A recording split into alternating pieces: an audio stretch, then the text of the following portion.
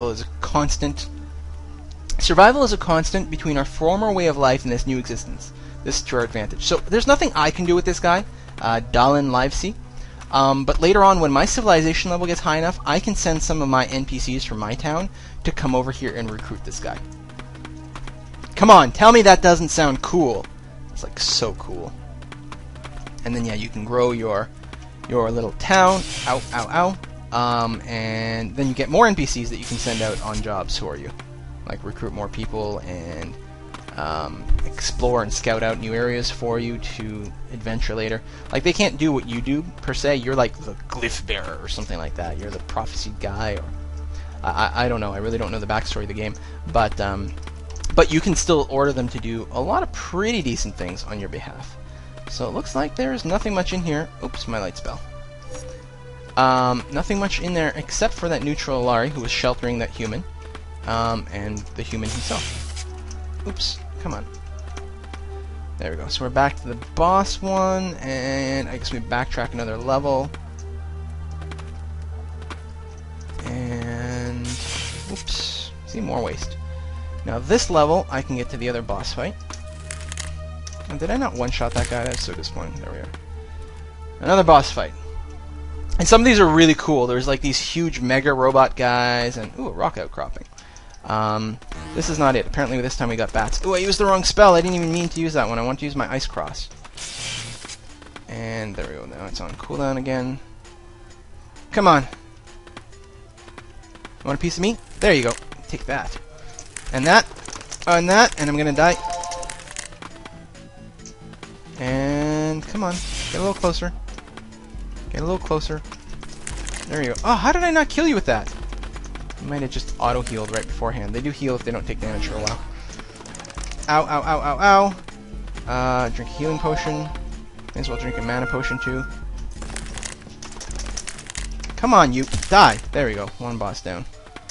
I actually... The fact that the bosses have darkness around them does make them harder and more challenging. That's kind of interesting. But from a video point of view, it kind of sucks that you can't see them. Because it's like, I'd like to show it off. I think it's just the bats that do this, though. It's like, it's their special power. There we are.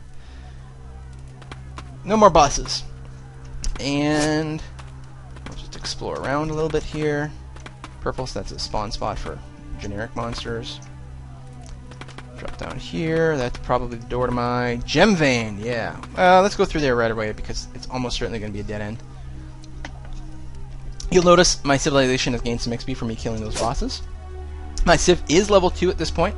I really want to get to level 3 because that's when you can start using the strategic map. And I'm hoping to show that in this video, although I'm not 100% sure if I will quite get there in time. I think I will. I actually have to go in a few minutes. I may not be able to. In the demo, I believe you are limited up to level 6. But if you purchase the full game, even in beta mode here, then you unlock all your civilization levels. At level 6, that is enough to start playing with the city building, I believe. Which is just, it's a very early version of the city building. It's not fully developed yet. This is only version 0.5 of the game. And still probably worth supporting the people. A lot of indie game... Oh, there we are. A lot of indie game developers are turning to like... Sapphire Brain. Kickstarter and things to sort of finance their games before they're developed. I like this model a lot better. You know, you can pay at a discounted price to get the beta. It's not the full game, but it means that the developers can say, continue to feed themselves and their family and while they work on the game. They're not forced to get really ridiculous day jobs that mean they'll never finish something. So, and this is a proven developer. They did finish that AI War, which AI War is now in like version 4. They've got like 3 expansions out for it, plus they're working on a 4th and a 5th. So they're pretty mature developers. Even if you've never heard of them. They've put out another one. They put out a puzzle game as well, Titleist, which I personally am not a huge fan of. It's not that I think there's anything wrong with it. It's just not my kind of game, really. But AI War, man, oh man, if you like space strategy games, like 4X games, it kicks ass. It's a completely different sort of game than you've ever played before, while still being sort of a 4X space combat empire management game. So hard to describe. Much like this game, actually. Like, how do you describe a valley without wind? I gave it my best at the start, but I don't know. Post-apocalyptic 2D platformer action RPG city builder. Yeah, that about covers it with multiplayer.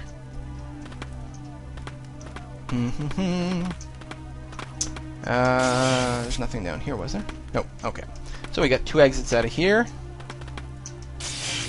I'm happy I have found some gems. Also that person. So we're definitely making some progress. Oop. Actually, am I here? Oh, good. This connects to a boss cavern, and then there's another treasure beyond that, or beyond that. So we definitely want to do that. We're currently about 50% scouted, and we've visited about 1/3 of the actual caverns. So you can see how huge these are, and this is just one cavern in 1/5 of a region, and it's like one of the 30 regions I can currently see, and those are only the regions that I can see right now at the literal start of the game. And I have no idea. I expect the world map is gargantuan. I don't want to do that one. I'm going to do the boss first. Ooh, although there is a granite outcropping here. This game is massive, and that's one of the advantages when you've got a procedurally generated game. Once you've got enough in here that you can generate interesting landscapes, then you can really generate an infinite amount of them. It's part of the same reason that something like Minecraft is so huge, right? You can walk and walk and walk in Minecraft, and the world sort of never ends. There are sort of technological limits to how much memory you can have that way, but it's not a function of not having enough content in the game. There's infinite amounts of content. I would like it if you could mouse over and have it tell you what these things are. Like, it'll tell you when you're over it, but I want to find the monster, the boss one. Oops. Is that the one? Yep, boss 13. We better heal first. We'll need mana shortly as well. And...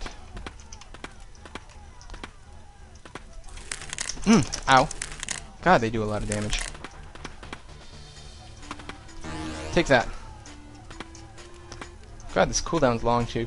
Depending on my specs, like, I could have taken a guy that probably had shorter cooldowns. I'm gonna nuke him and then drink a potion. Ow. And drink another potion. Cooldown. Oh, I misclicked. I accidentally clicked my middle mouse button. Come on. No! Shit. Ah! Drink potion. Okay, I should just kill him with my middle mouse buttons. And then run away. That's what I should just do. Hit and kite. Oops. Ow! Potion? Okay, I think one's dead. I'm so bad at this. Like, other people are gonna do this and just, like, destroy everything. There. And I think that does it. Okay, let's go find some more granite over here. Almost out of mana. You can see, like, I'm using a lot of potions. That's why first thing you have to do is go through those old buildings and gem vein. Here we are. And find yourself as many supplies as you can, and then you go spelunking and try to manage that. And I'm really eager to see exactly how much crafting there's. If AI War is anything to show, this game is going to be supported for years, basically, and lots of extra content added continuously with patching and DLC. And their DLC is cheap. It's not like they're not doing it necessarily milk it. They're like, who's Mufasa? What? Oh, that's a tree. You know, they're genuinely adding content to the game, noticeable amount of content. And for this, like, just make me more items, make me more spells, give me more train types, add aliens. I don't know, because in AI War they added alien races. Like, these are all things that sound pretty interesting and insanely doable. I predict a very long life for this game, a hugely dedicated fan base, and a lot of content to come. Like, I don't want to. I don't know. I'm not a shill for these guys. They've certainly. I mean, I did get a. I don't remember if I said this, and I certainly don't want to hide it. I did get the press pass, so I have the full game. They gave me that for free.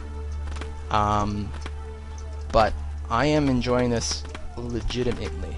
And actually, my biggest concern is I'm afraid that how enjoyable this game is won't translate to watching this video, because you're just watching me sort of hop around. It was the same thing when I was watching the developer previews that they would show. I looked at it and I said, I don't know if this is going to be a lot of fun.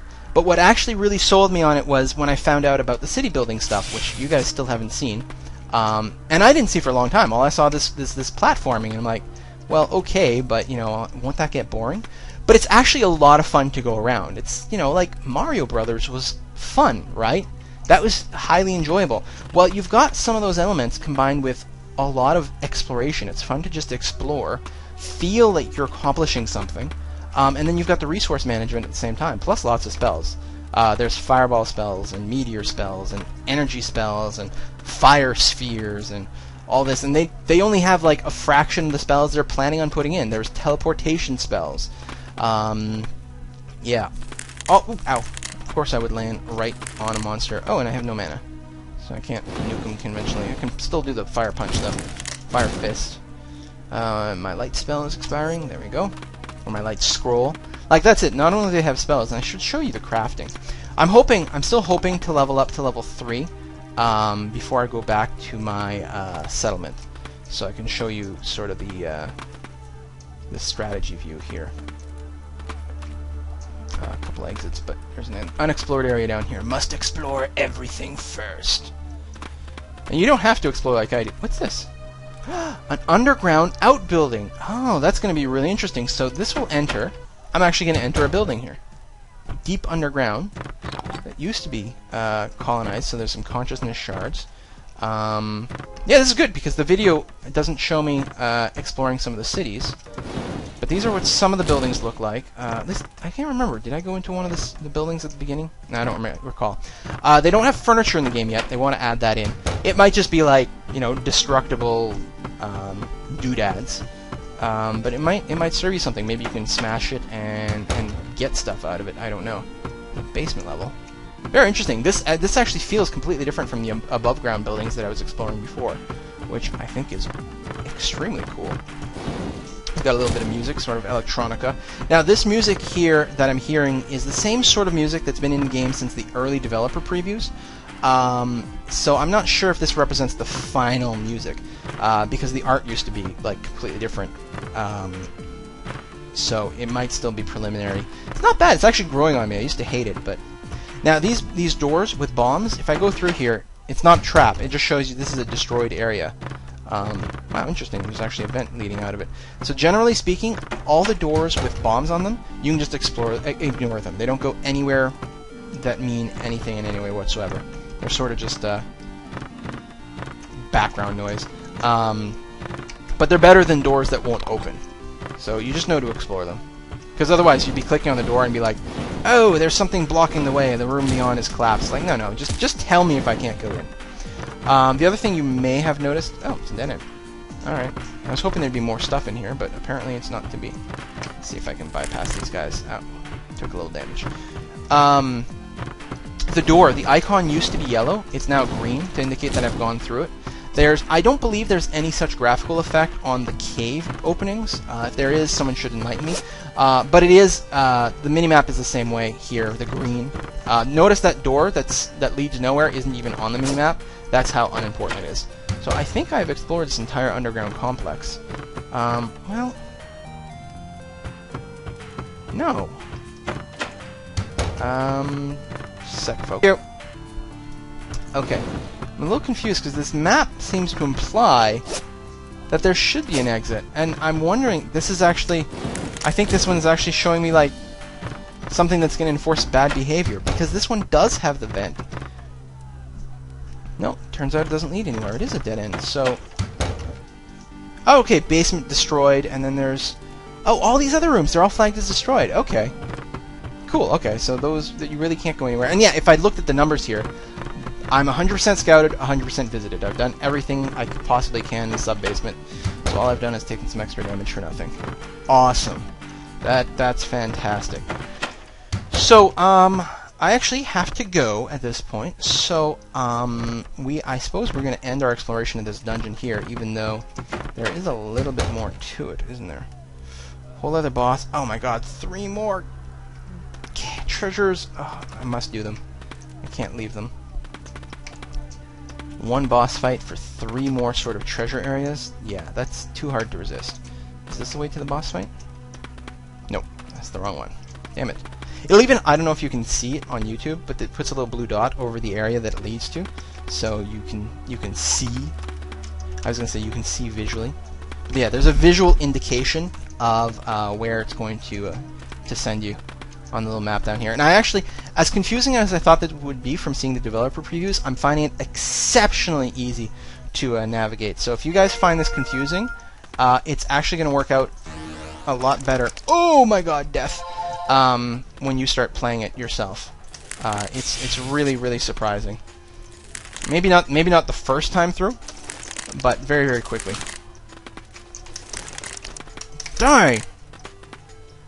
I'm going to try to kill them with just this, because it's got a much, much shorter cooldown. And the problem is that the cooldown, ooh, damage, applies to all your spells. So you can't use your high cooldown spell and then just switch to your spammable ability. There's a real cost to doing it. And it's certainly different than most games. Most games, the cooldowns are independent timers. So for good or ill, they've decided this way. And I think that's fine. Although it does discourage you from using sort of the big spells, but at the same time that's good. I mean, if you can use your big nukes whenever they're up, it's not a game about using your timers all the time. Is there really a door down there? No, I guess not.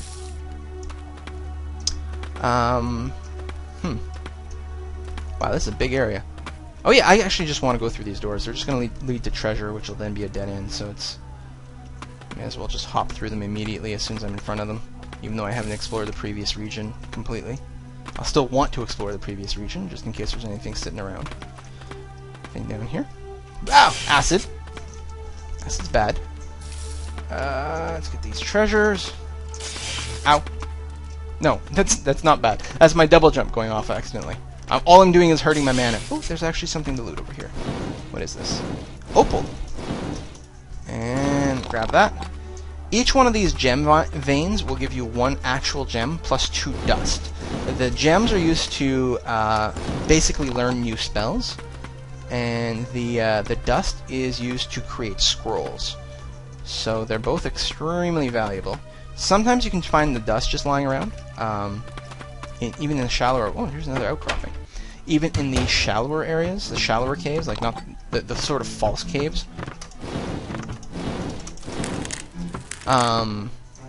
But you never find the actual gems in the shallow caves. Ow. Just walk through them intentionally. Those guys don't do too much damage. This is still a level 1 area, I believe. Oh, it's actually a level 2 area. Potentially because I've gone so deep. Wow, this is another huge building down here.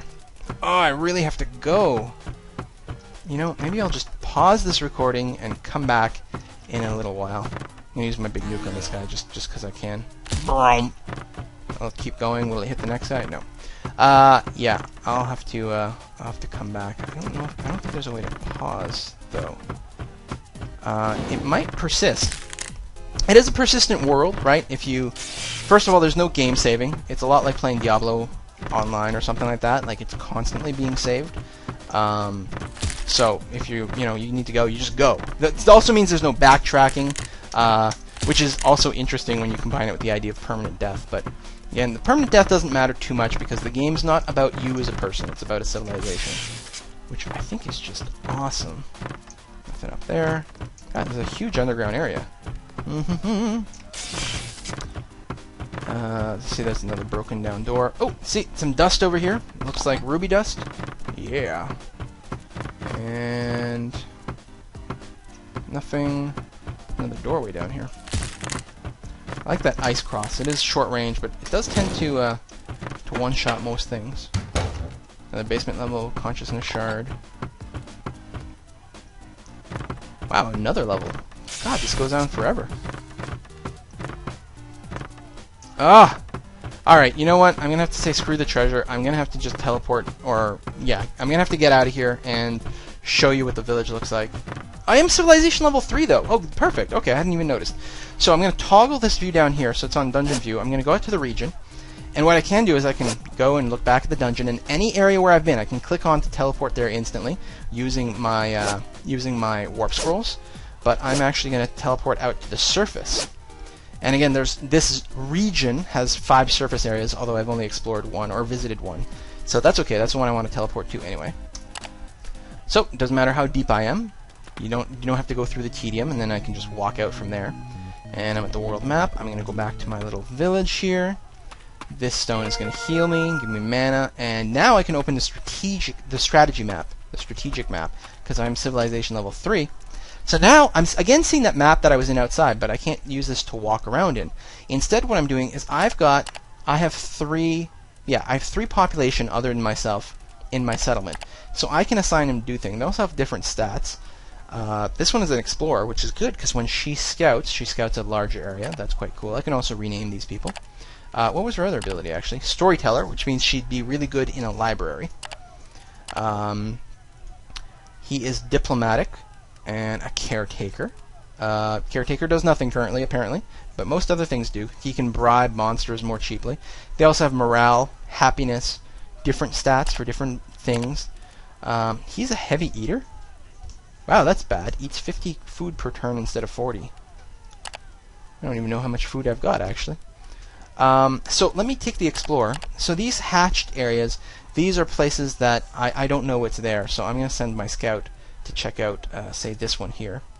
She'll also show the adjacent. So she's been used up. I can't use her again, but I can use him. Okay, we can't explore into the ocean very well, so that's kind of a stupid place to scout. And here. Oh, and that's it. Now, using those actions, I don't know if you noticed, but it cost me 5 up here at the top of the screen. You can see Scout Region cost me 5 consciousness shards to do that. And I have a total of, well, over 1,000 actually right now. I've picked up quite a few. You start with some, I believe, and I've also collected quite a few in my exploration. So use that on this map. They do get used up pretty quickly. You'll notice here in this underground dungeon, there's a little, I actually don't know. I don't think it's going to tell me because I can't use it right now. There's a little outline of a person. When I get to civilization level 4, I can send one of my people over there to rescue that NPC and bring him back home. And then I'll have 4 people to play with. And that can keep growing as I explore more and more areas. So, and these monsters, if I can end turn now. So I've assigned all these people. I can just hit end turn, and then they will be available for use again. But the world will change a little. Time will expand. These monsters will probably come one step closer to my settlement. At some point, I'm going to have to go and defeat them. Or bribe them, either way. I will go and kill them, though. You can also see there's some regions over here that are different. We've got some plains here. Some of these areas are... So right here, these are cold ice sheets. Although, unenthusiastic snowfield, roaring hills. But as you go further out, they're all different sorts of terrain to explore. And they're also different levels. These are all level 1 terrain, although when I got deep in those underground caves, it became level 2, so the monsters got tougher. Some of these will be level... Well, here's level 6 that I can see. And if I leave this mode and step out and wander around, these plains, these grasslands are all level 3. We've got some level 8 hills over here. It gets quite tough, some desert. So there's a maximum range that I can explore here. And some little notes about the area. So yeah, all kinds of things I've got to do. So, anyway, that's it. I'll show you the crafting table very briefly. I don't know. Actually, I've got to go. So maybe I'll make another video, probably at some point when I get a little further out. But guys, just go and download this and try it out and join the forums on the Arcane Games website and report bugs and be good beta testers. See you next time. Bye-bye.